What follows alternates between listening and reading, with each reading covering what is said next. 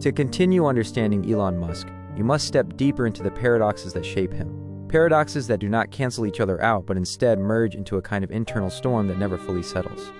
His mind is not linear. It is not orderly in the conventional sense. It is a labyrinth of intensities, contradictions, compulsions, and visions that collide with each other constantly, producing the relentless drive people see on the outside. To understand him fully, you must understand how that collision becomes fuel.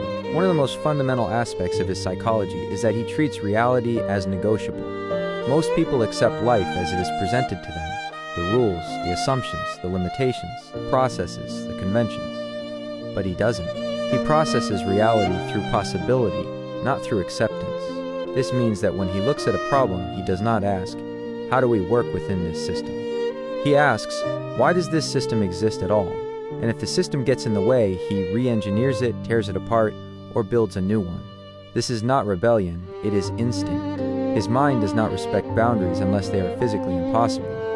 And even then, he will test the laws of physics themselves, just to see if they can bend in ways nobody dared to imagine. This instinct is rooted in what psychologists would call divergence, but not ordinary divergence. His is a form of cognitive independence so extreme that it creates its own gravitational pull. Most people need external validation when attempting something unconventional. He does not. Once he sees the logic, the math, the structural integrity of an idea, external opinions lose value. It is not arrogance in the typical sense.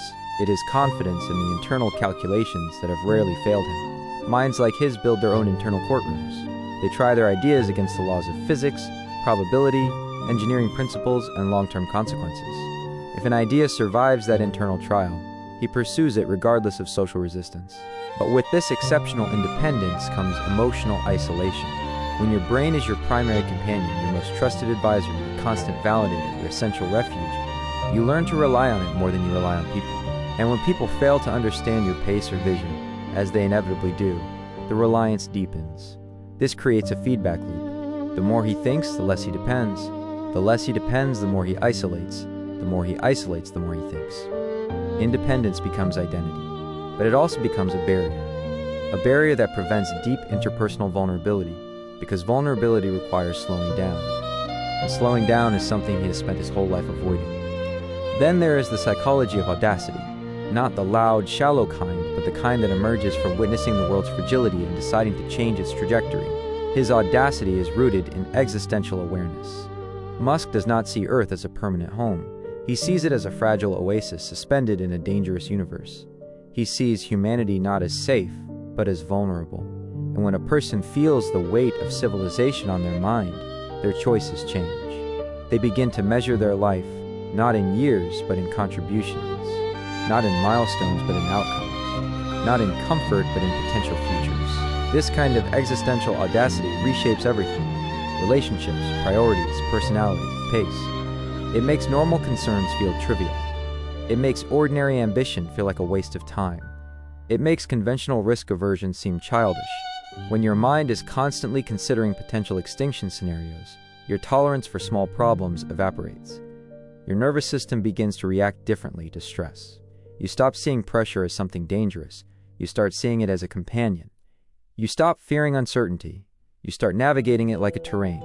You stop seeking stability. You start seeking purpose. This is why Musk can make decisions that appear reckless from the outside, but feel necessary from the inside. He is not gambling. He is acting on a scale most people never consider. His psychology is not anchored in the present moment. It is anchored in timelines measured in centuries. When someone is psychologically aligned with the far future, they lose patience for anything that slows that trajectory.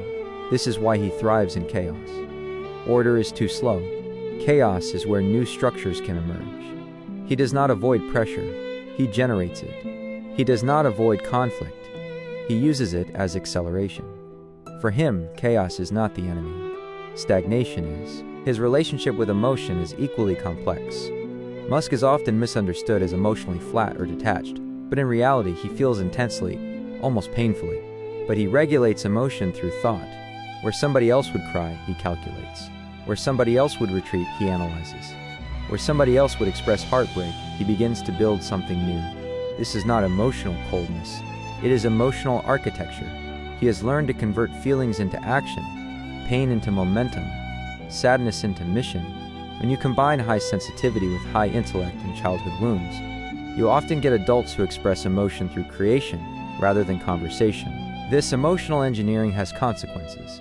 It makes him resilient to external criticism, but vulnerable to internal conflict. It allows him to handle enormous stress, but leaves him drained by interpersonal friction.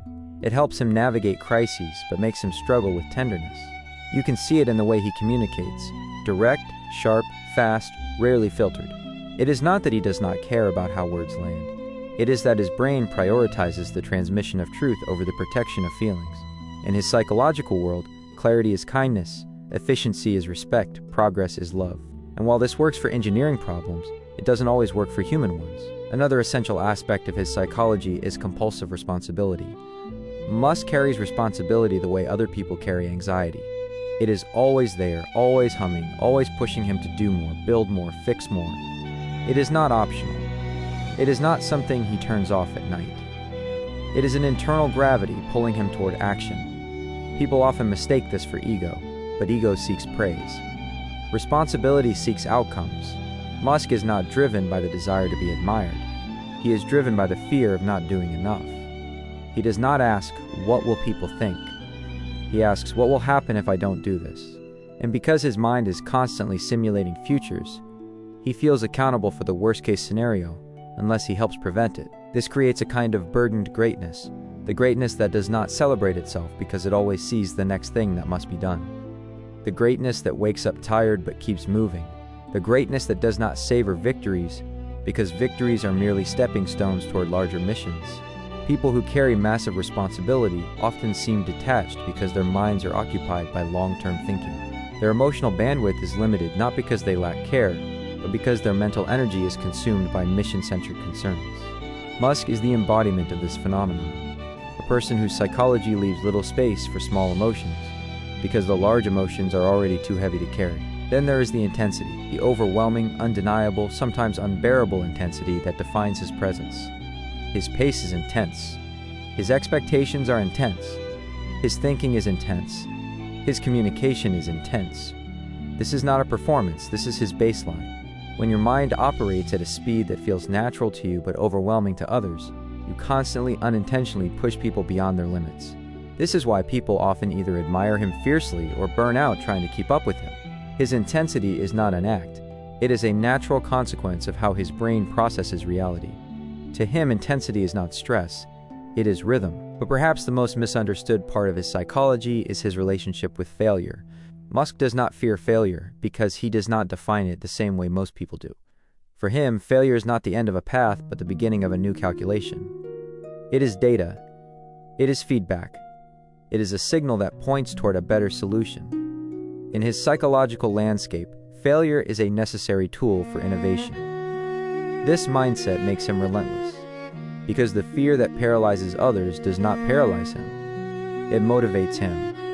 It sharpens him.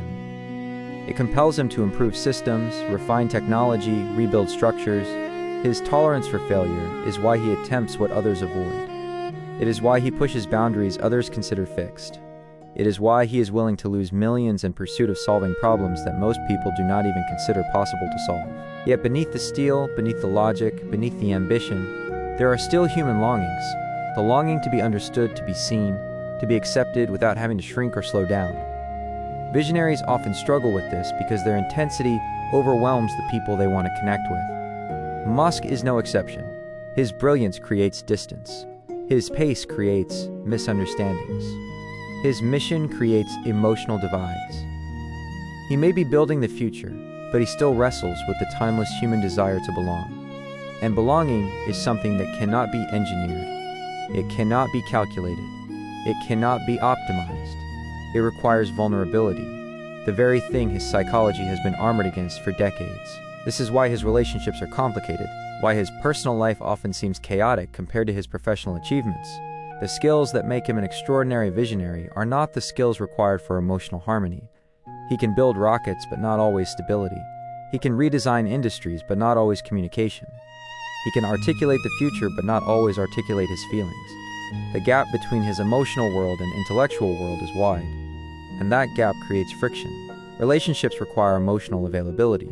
but his psychological structure protects him from vulnerability. They require presence, but his psychology is often engaged in long-term missions.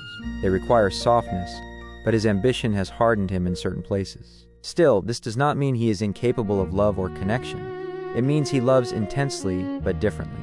He connects through shared purpose, shared curiosity, shared missions. He bonds with people who can follow the speed of his thinking, not the speed of his emotions. He seeks closeness through ideas, not sentiments. This is why he gravitates toward people who are independent thinkers, creative minds, unconventional personalities, people who can understand the internal storms he carries. With them, he does not need to shrink. He does not need to simplify. He does not need to pretend to be normal. He can think freely, speak freely, imagine freely. Finally, the psychology of Elon Musk is shaped by something few people acknowledge. He is driven by the terror of insignificance. Not the ego-based fear of being forgotten, but the existential fear of dying before contributing enough. For a man who thinks in terms of humanity's survival, the idea of not finishing his work is terrifying. It is not mortality he fears, it is incompletion. It is leaving timelines unfinished. It is failing to prepare humanity for what he believes is coming. This fear does not weaken him. It pushes him. It fuels his long nights, his impossible schedules, his massive risks, his refusal to quit. It is the fear that becomes a purpose. The fear that becomes a life mission. The fear that builds rockets and cars, and AI systems and infrastructures, because he cannot bear the thought of wasted potential.